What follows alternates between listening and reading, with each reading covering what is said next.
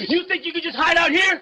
Huh? Speak up! I live here, and I'm from Corpus. I've got my ID right here. That accent says otherwise. Sir, step aside and it'll be quick. Don't make this harder. I'm a citizen, man. I work for the power company. You can call my boss. Don't play games. Now, Papers. they're in my wallet inside. Go get them. Slow.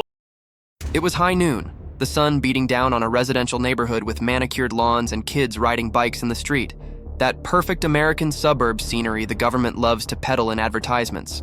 A Hispanic man wearing a simple t-shirt, jeans, and an energy company badge hanging around his neck walked calmly toward a front door, holding a clipboard and a cell phone. Above the entrance, a discreet ring camera with its nearly invisible little blue light was already recording every second of a day that should never have turned into a federal case. Two white SUVs with no visible markings slide down the street slowly, like predators feigning curiosity. When they pull up in front of the house, the neighborhood's tranquility evaporates in seconds. Three agents step out, sunglasses on, discreet vests tight, with that classic demeanor of men who think they own the place before even saying, "Good morning." The body cam on at least one of them is rolling. The ring camera is too. Electronic eyes on all sides, recording an encounter that never should have happened. What none of them knew, and what you're about to see throughout this script, is that the man on that porch wasn't an illegal immigrant, wasn't the suspect with a weird accent someone cowardly reported, and wasn't someone who would simply bow his head in the face of abuse of power.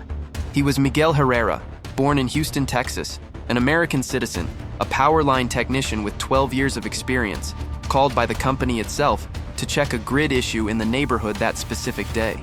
He had spent over a decade climbing poles, restoring power after storms, helping families the government always forgets when everything goes down. Before we go on, where are you watching this from? Drop a comment. Are you watching from Brazil, the United States, another country? If it's your first time here, hit that subscribe button. Stories like this need to be heard, because while the government pretends everything is standard procedure, real people are being humiliated in broad daylight, and your subscription helps us bring more truth to light. Now let's contextualize the legalized violence you are about to witness. This type of story doesn't happen in a vacuum. It's not an isolated bolt of lightning from a clear blue sky. It is the direct consequence of years of cowardly public policy, of a government that turns accents into suspicion and skin color into statistics. Instead of protecting citizens, the system has built a machine where any spiteful neighbor can call, say, "There's a guy with a weird accent here," and suddenly armed agents show up at the door of someone who pays taxes, works, and was born there. Does that make sense to you? At what point did a different accent become grounds for a federal approach? Miguel on that day had received a simple service order. Check a possible voltage failure at two houses on the street, something routine. He rings a customer's doorbell, explains the problem, speaks in English with a slight accent inherited from his Mexican parents. Nothing major. But inside that house, someone interprets his way of speaking as a threat. Instead of seeking information, this person chooses the laziest and most dangerous path. They call the government, the immigration apparatus, and utter the magic word of modern hysteria: suspicious accent. Think about it with me. If today, in broad daylight, you leave for work and someone decides your accent, your appearance, or your skin color are suspicious, do you feel safe? Or do you feel like your citizenship is worth less because it doesn't fit the mold of a bank commercial? As a society, how far are we willing to go in accepting that looking foreign is justification for detention? The agents arrive with a narrative already written. They aren't coming to investigate a report.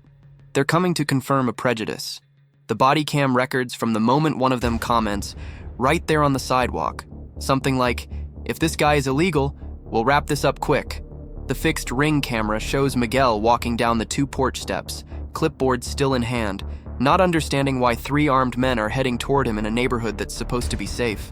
The contrast is brutal.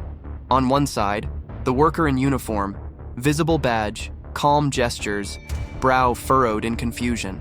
On the other, the state personified in vests, sunglasses, and arrogant conviction. And all this under a sun that hides nothing, without the excuse of night, without the mask of confusion. It is broad daylight, open sky, nothing but blatant prejudice. Do you think abuse of power is the exception? Or do you think these scenes happen more often than they appear on the news? Have you seen a similar case? Maybe not with ICE, but with local police, sheriffs, state troopers. Tell us in the comments if you've ever been stopped, questioned, or humiliated just for looking like something the system considers suspicious. Because Miguel's story isn't just about immigration. It's about who the state chooses to see as a real citizen and who it treats as a disposable body. When the first agent opens his mouth, the body cam registers the tone before the words even come out. It's that dry, pseudo-professional manner, but with a thin layer of contempt that any racialized person recognizes immediately. "Sir, we need to ask you a few questions." Miguel responds calmly, explains he works for the power company, points to his badge, offers the work order number. He is trying to do what they always say solves things. Cooperate, be polite, show ID, but those who don't want to hear, won't hear. One of the agents throws out, almost spitting it, the question that gives the game away. Where are you really from? It's not, what is your role here? Which company do you work for? Can I see your ID? It is the classic test of national purity. Miguel, without lowering his gaze, replies, "I'm from Texas, born in Houston." The Ring camera captures this perfectly. Clean sound, clear image. And it is at this moment that a second agent lets slip the phrase that will destroy their credibility later. "Yeah, but with that accent, you don't sound American."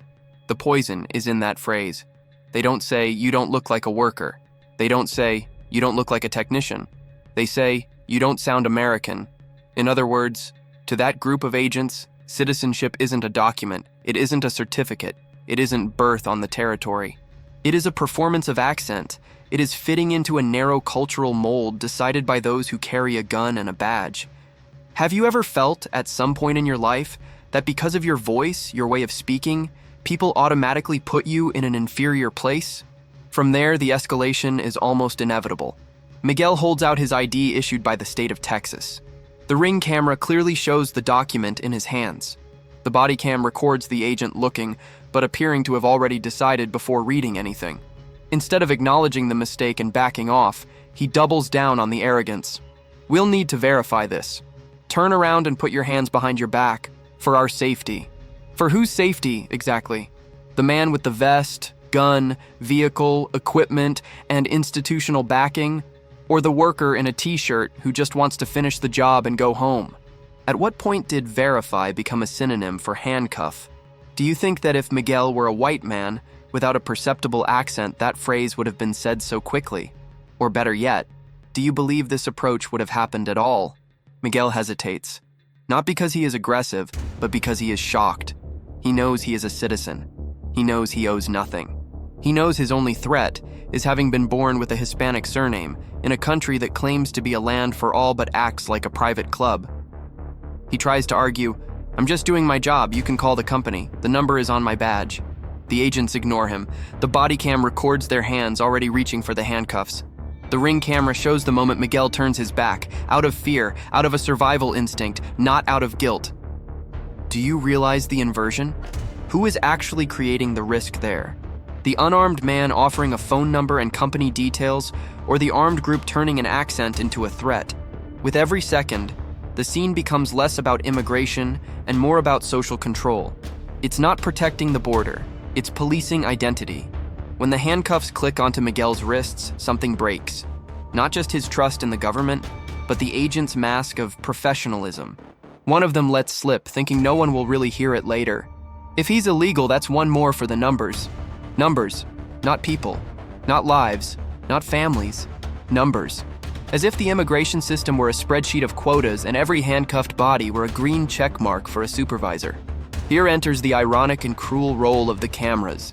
The body cam, created to protect agents from false accusations, is recording the coldness with which they turn an American citizen into a statistic. The Ring camera, installed by the resident for home security, is capturing exactly what the government prefers to keep hidden: the mixture of prejudice, investigative laziness, and unchecked power.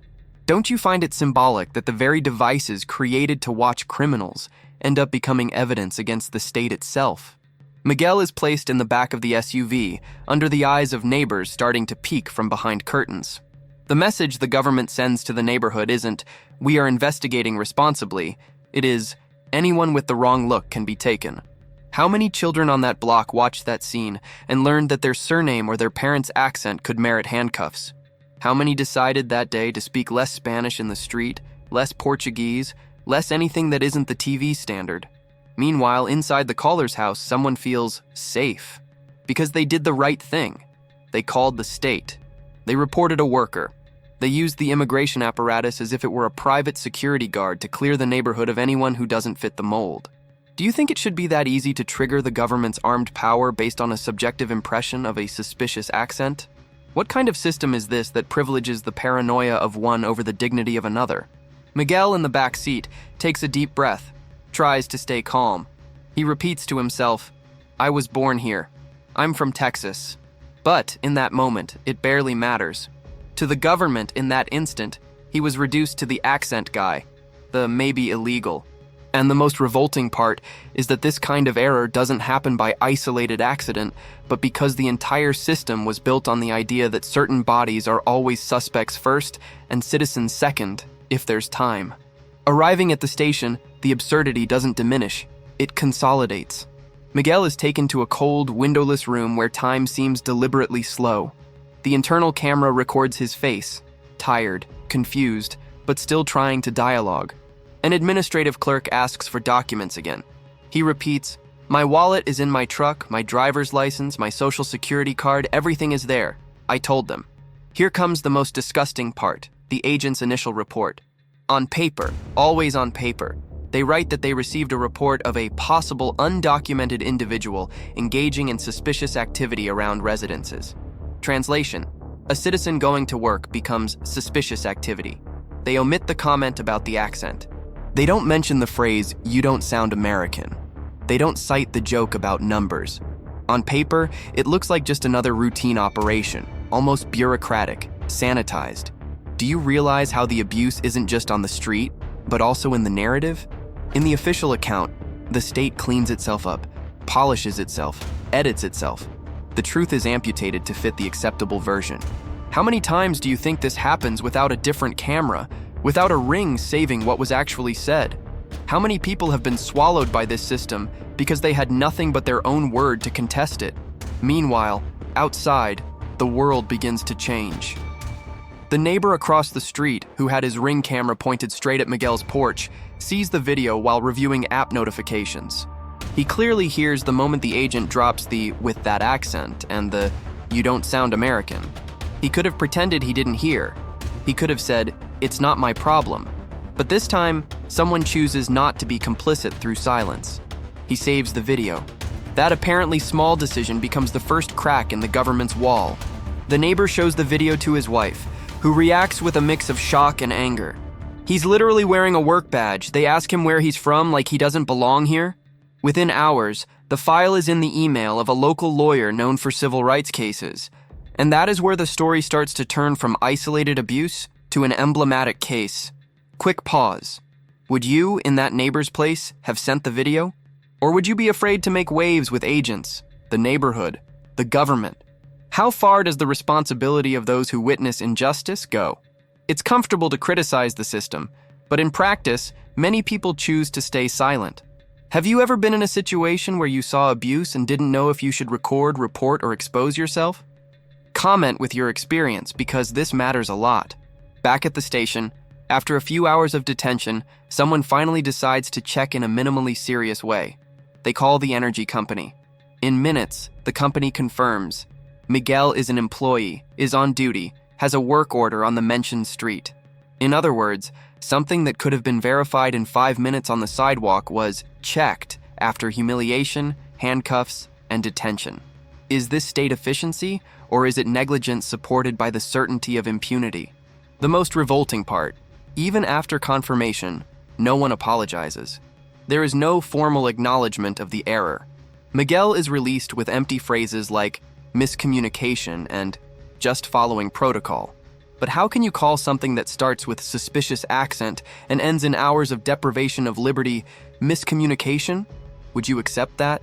Would you go home and go on with life as if it were just a misunderstanding? Days later, the lawyer receives the Ring video and the body cam footage via legal request, and the discrepancy between reality and the report is glaring. In the report, there is no mention of accent, no mention of "you don't sound American," no joke about numbers. In the recordings, it's all there. Crystal clear, unavoidable. The bureaucratic lie in direct collision with digital truth. And then a question arises that should echo in any minimally serious democracy. If these cameras didn't exist, who would the system believe? The document signed by federal agents or the Hispanic worker saying, "It wasn't like that." For decades, the government leaned on the authority of the badge to crush dissenting narratives. Now, technology creates a silent witness that isn't intimidated by hierarchy. Do you think that's why so many agents hate it so much when videos leak? Miguel's lawyer mounts the strategy: a civil lawsuit for violation of constitutional rights, illegal detention, discrimination based on perceived origin rather than fact, emotional and material damages.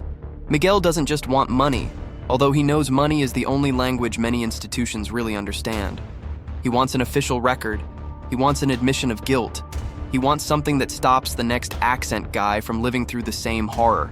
When the case starts gaining attention, some defend the agent saying, "It's a tough job, that you can't be sure of everything in the moment." Does that defense convince you? What is more dangerous, erring on the side of careful investigation or erring on the side of handcuffing citizens because the government encouraged unchecked migratory paranoia? How far can the tough job excuse go before it becomes a blank check for humiliation? The truth is that the government created an environment where fear of the other is worth more than the rights of the citizen. When an agent hears suspicious accent, they already feel authorized to act as if it were war. And those who pay the price are always the same. Those with surnames that give them away.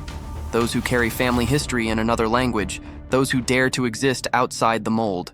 The lawsuit reaches a breaking point when the recordings are presented in a hearing. The room is relatively full. Government representatives, lawyers, some journalists interested in civil rights, members of community organizations. On the big screen, the scene on Miguel's porch plays on repeat. The Ring camera shows the exact moment he says, "I'm from Texas, born in Houston." The body cam, synchronized, brings the high-definition audio of the agent responding with disdain. There, in front of everyone, the fantasy of the innocent mistake is shattered. It's not a mistake when the question isn't, "What are you doing?" but "Where are you really from?" It's not a mistake when the comment, "You don't sound American," slips out naturally, revealing that, in that agent's head, being American has a specific sound, a narrow cut, a restricted identity. This is state ideology dressed up as security. The government lawyers try to minimize it. They say it was an unfortunate remark, that it didn't determine the decision to detain, that the priority was protecting the neighborhood. But how do you protect someone by humiliating the person working there? If protecting the neighborhood means handcuffing anyone who breaks the pattern, what kind of freedom is that? Do you feel protected or watched when you see this kind of action? When the time comes to discuss compensation, the numbers appear. The figure of $538,000 is placed on the table. Compensation for illegal detention, emotional damages, professional impact, public humiliation, and mainly, the legal message that needs to be sent. $500,000 doesn't erase the trauma, doesn't erase the hours Miguel was treated like an intruder in his own country, but it transforms the case into a symbol, a precedent, a warning. And here remains an uncomfortable question.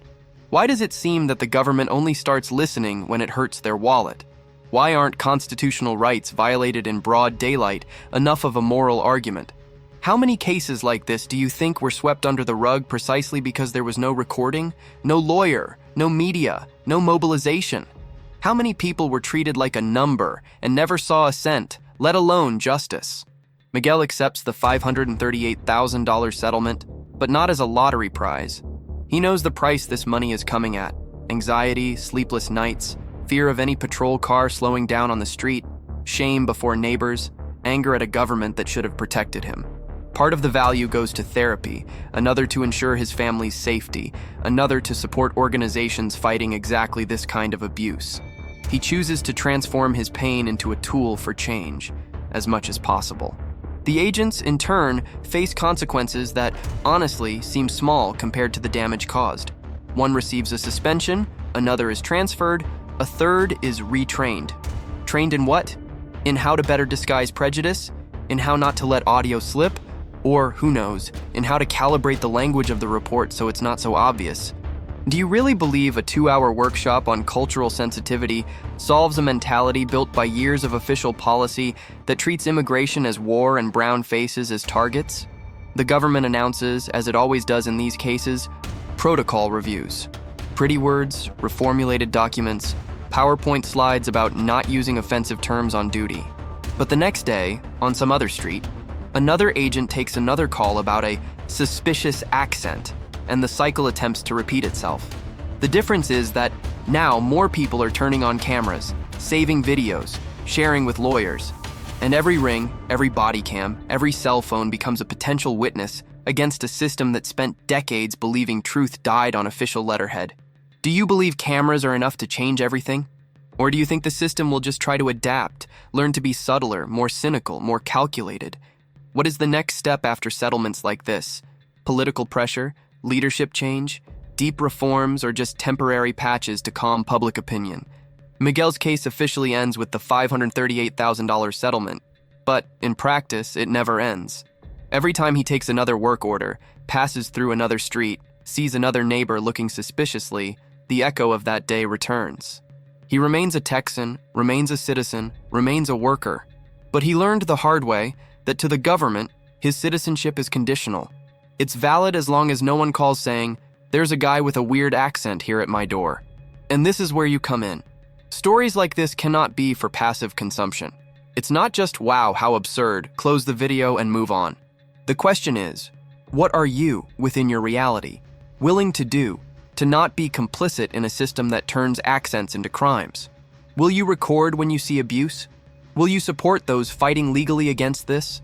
Will you question the official discourse when the government paints abuse as a misunderstanding? Leave your opinion in the comments. Do you think $538,000 is sufficient given what Miguel went through? What should happen to agents who detain citizens based on a suspicious accent? Are cameras a real solution or just a bandage on a much deeper wound? How would you define being American, being Brazilian, being a citizen without falling into the trap of accent, color, or origin? Because as long as these questions aren't taken seriously, the government will continue using neutral language to cover up concrete violence. And every new Miguel will just be another number on the spreadsheet, unless we transform indignation into action, comments into demands, and this video into part of a collective memory that refuses to accept that someone born at home is treated like a foreigner in their own backyard.